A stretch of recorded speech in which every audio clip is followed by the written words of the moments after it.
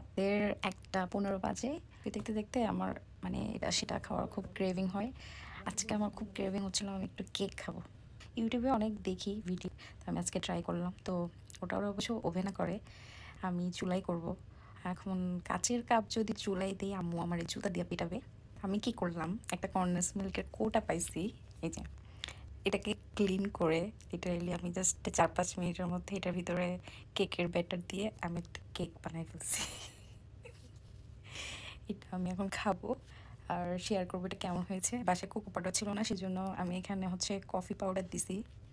স্মেলটা এত জোস আসতেছে, এত জোস। তো আমি এটা প্রেশার কুকারে দিছিলাম, একদম লাগে নাই। 4 চামচ ময়দা, 2 চামচ পাউডার মিল্ক, 3 চামচ চিনি, 2 চামচ তেল, অল্প 1 চিমটি পরিমাণ লবণ, আর 2 চামচ কফি পাউডার, একটুখানি বেকিং সোডা।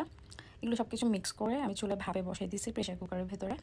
জাস্ট 5 মিনিটে কেকটা রেডি। কাপ কেক এত মজা হয়েছে, মানে না খেলে আসলে বোঝা যাবে না।